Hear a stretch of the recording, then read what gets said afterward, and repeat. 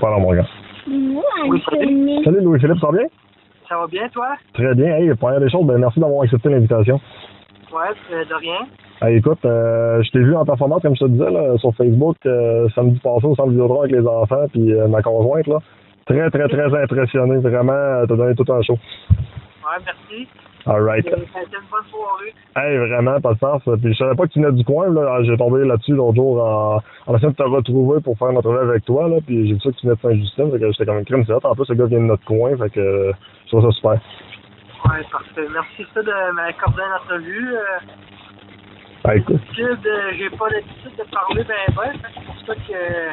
Mais là, avec toi, on va vivre ça ensemble. Yes, parfait. T'as-tu des questions avant qu'on commence? Un petit peu, c'est quoi que tu recherches comme entrevue ou c'est quoi que tu veux? Bon, écoute, c'est juste de te faire découvrir un peu, savoir comment tu t'es rendu dans le milieu des motocross, comment tu t'es joint à l'équipe de Ben Mido et tout ça. C'est un peu ça. Grosso modo, c'est rien comment je peux dire, pas grand question piège. En réalité, on parle de toi. Là. Ouais, OK. Fait que moi, si t'as pas de questions, mais écoute, je commencerai tout de suite. Puis écoute, pas de speakerphone, s'il te plaît, puis pas d'oreillette sur non plus, juste téléphone sur l'oreille. Normalement, mon son est bon.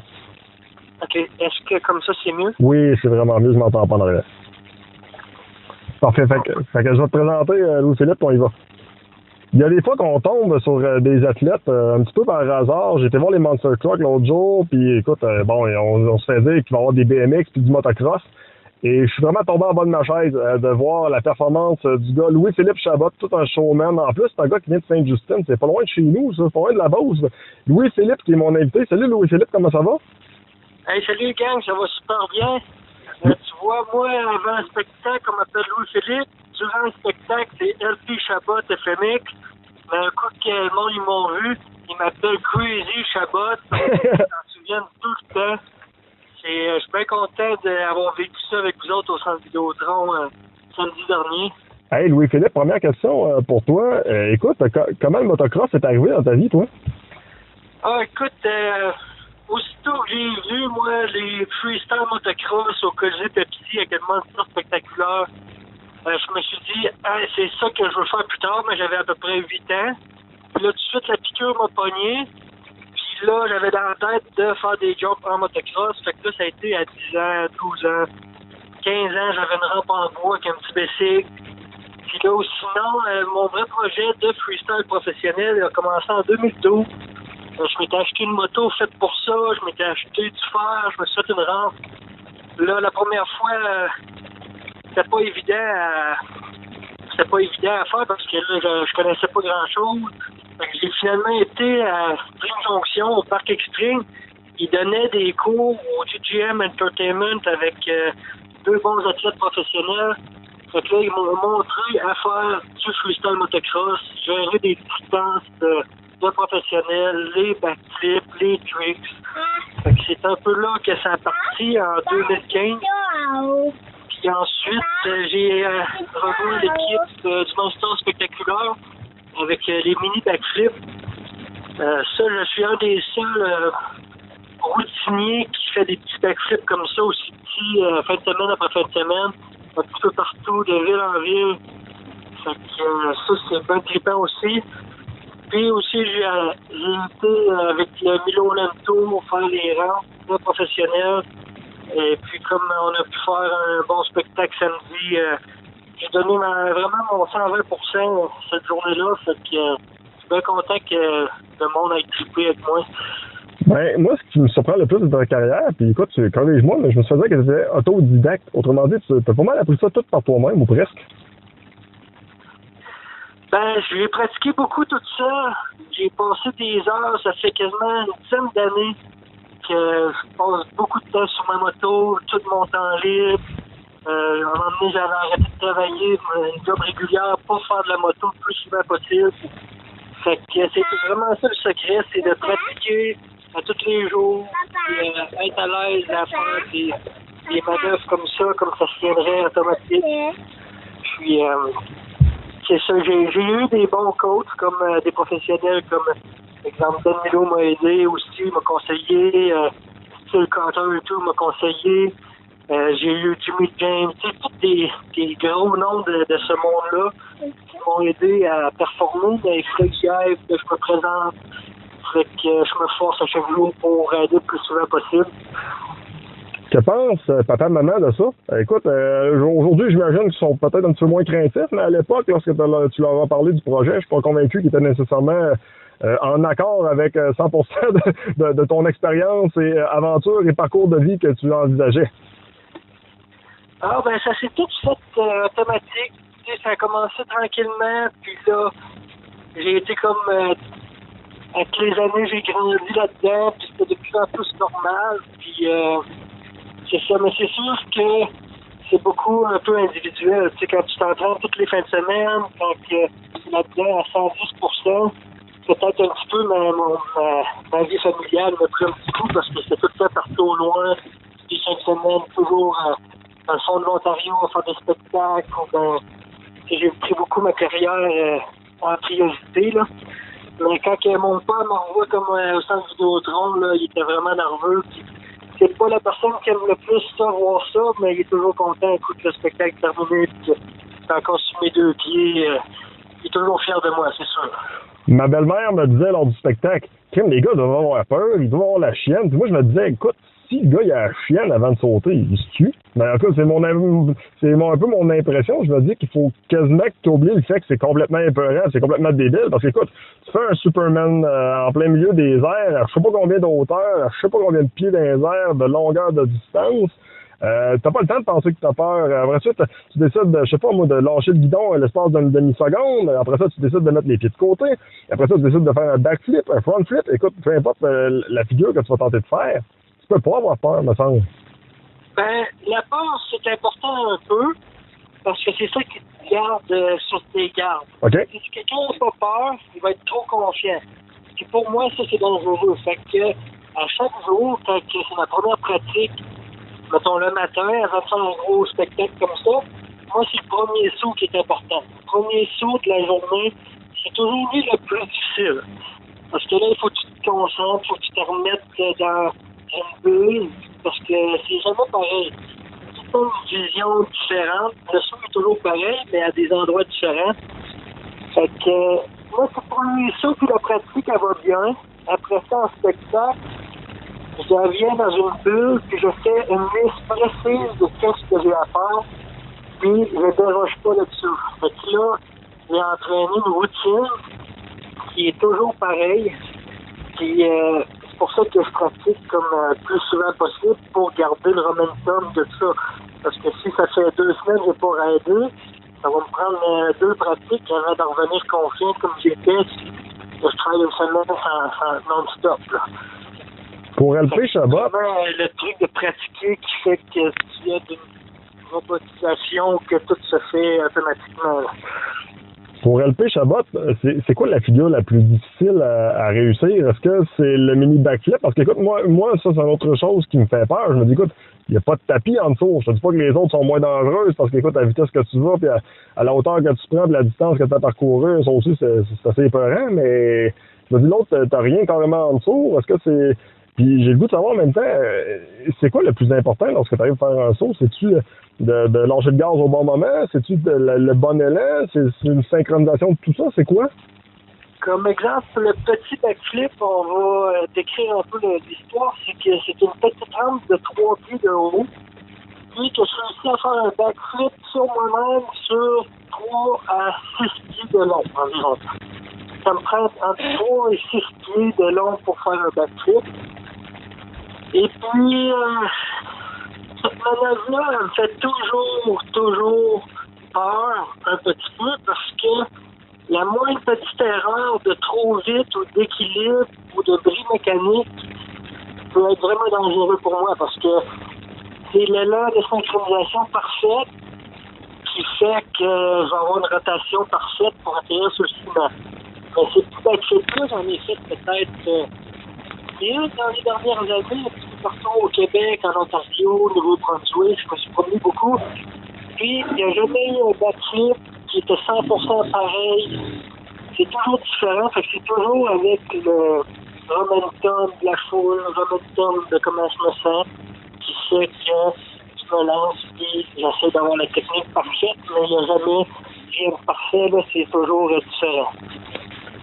J'ai le goût de savoir également, tantôt tu mentionnais que, bon, écoute, ton motocross, ton bike, c'est un bike qui est spécial pour ça. C'est quoi la différence, mettons, entre un bike comme ça versus un autre bike de motocross pour du monde qui connaisse un petit peu moins ça? OK, ben moi, je commence avec les suspensions. Je mets des suspensions super raides pour absorber l'impact. Peu importe l'impact que je vais subir, mes suspensions sont faites pour l'absorber. Ensuite, moi, j'ai joué beaucoup avec les guides de vitesse. Mettons exemple des sprockets arrière pour trouver le bon sprocket pour pouvoir lancer mon fou sur l'accélérateur sans aller trop loin. Fait que moi, je suis capable d'arriver en deuxième vitesse, faire 80 pieds de long, puis je vais arriver en deuxième au fond. Ça va tomber toujours à la même place, par exemple. Okay. Fait que ça me garde une petite... un petit peu plus routinier là, dans mes sauts. Ensuite, je coupe tous les plastiques possibles pour venir à mes pieds ou que je fais avec les mains pour aller chercher le siège. On coupe le siège et tout pour faire des Superman, des Rock Solid et tout. Fait que c'est un petit peu ça la base. J'ai quand même une moto assez stock côté mécanique, mais tout le autour est modifié. Est-ce que les modifications, c'est pas mal tout toi qui les as fait? Oui, c'est moi qui fais ça à mon goût. Comme la moto, tous les plastiques sont coupés. C'est tout moi qui mets ça comme je vais être à l'aise avec. J'ai le goût de te demander, bon, écoute, des fois, on va dire que certains artistes, certains athlètes ont une double personnalité. Est-ce que LP Chabot est quelqu'un de complètement différent de Louis-Philippe Chabot? Là, je parle de LP Chabot, là, je parle de la machine, là, le gars là, qui embarque sur le bike, le gars qui a peur de rien. Là. Écoutez, moi, je suis assez motivé, comme Louis-Philippe Chabot, qui est très motivé. Quand LP Chabot arrive d'une foule, là, il a plus peur de rien, il met les émotions de côté, puis il fait tout pour la foule. Mais quand la foule est là, puis ils sont complètement fous, là, je deviens encore une autre personnalité de plus, c'est Crazy Chabot, que là, je vais tellement donner tout ce que j'ai pour la foule, quand il me redonne le contre-coup.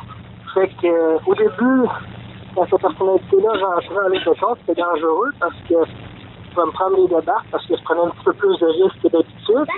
Mais là, avec l'expérience, les années qui ont passé, quand même capable de tout les contrôler comme il faut, mais c'est surtout avec la foule. Moi, ça me prend une ou deux personnes qui soient vraiment motivées. Ça va me motiver à donner un bon spectacle. Mais s'il y a 16 000 personnes de motivées, là, ça peut venir encore que j'ai tellement de une bulle que là, c'est moi, le spectacle de samedi, je m'en souviens presque pas parce que j'étais tellement motivé, tellement d'adrénaline, j'ai déjà s'exécuter qu'est-ce que je savais faire le mieux. Fait que c'est un petit peu LP Chabot, c'est Crazy Chabot derrière tout ça. Pour toi, là, qui fait un petit peu la tournée un petit peu partout en Amérique du Nord avec les Monster Truck, à quel point, ben écoute, peut-être en deux volets, à quel point les Monster Truck vous aident justement dans votre popularité, dans le fait que de populariser votre sport? Puis la deuxième question, j'ai voulu te demander, est-ce que la foule de Québec ou de Montréal, au Québec en général, on est-tu plus hot qu'ailleurs ou on est ailleurs un petit peu pareil? On est-tu moins hot qu'au Canada? À quoi ça ressemble? Écoutez, je me suis promené la Nouvelle-Écosse, Nouveau-Brunswick, Québec, Ontario, London, Paris, Paris. Au Québec, c'est toujours plus stressant quand j'arrive. C'était la deuxième année que je faisais ce Gautron. La première année, c'est l'an dernier, le sold out. Il y avait tellement de monde que j'entendais même plus ma moto virer le moteur. Wow. L'énergie était tellement forte que on sentait plus rien comme côté mécanique, le son et tout. Puis ça faisait une pression, tu sais, quand que mon pied et tout, on le ressent vraiment.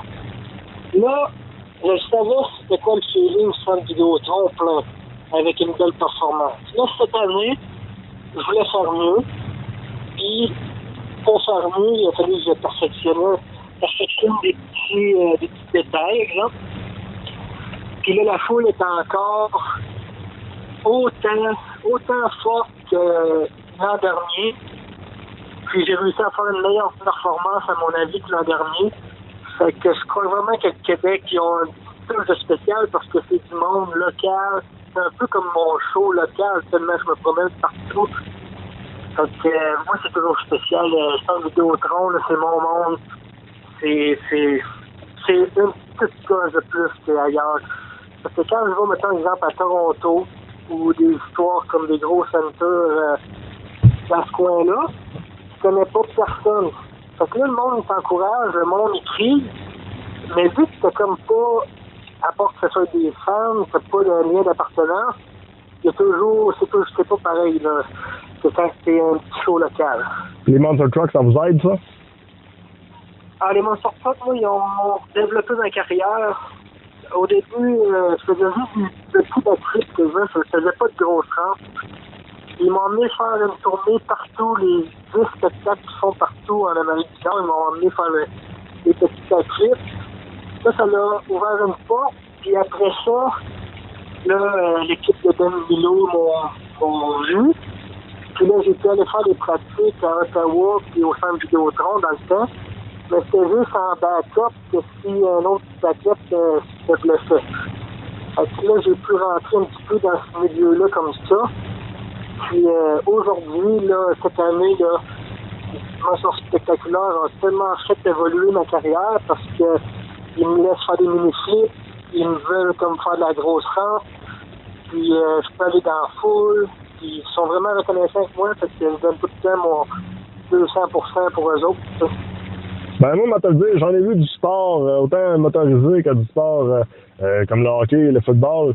J'ai rarement vu un athlète qui me donnait autant de sensations fortes, un petit peu de sueur froide quelques instants, mais qui m'a fait triper embarquer dans la foule de même, j'ai rarement vu ça. LP Chabot, hey, je te le dire, j'étais vraiment fier de toi. Merci beaucoup, on a vécu une autre émotion à Québec.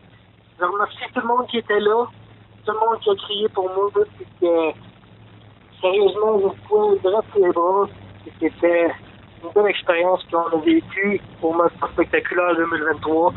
Je pense qu'on a marqué même une génération d'enfants, d'adolescents, père, mère, grand-mère, grand-père.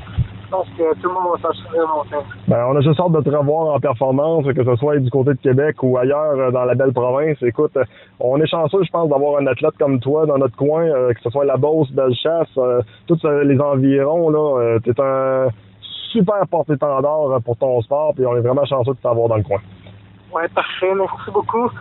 Comme moi, ma prochaine étape, c'est ça aussi, d'essayer de développer des spectacles plus dans le coin local. Puis j'ai déjà mon setup de spectacle que je suis capable de me déplacer partout. Fait que si jamais n'importe quel festival pour 2024, vous voulez un petit Chabot pour faire du freestyle motocross dans votre festival, vous savez où me rejoindre. Ça va me faire plaisir de vous donner des nouvelles là-dessus.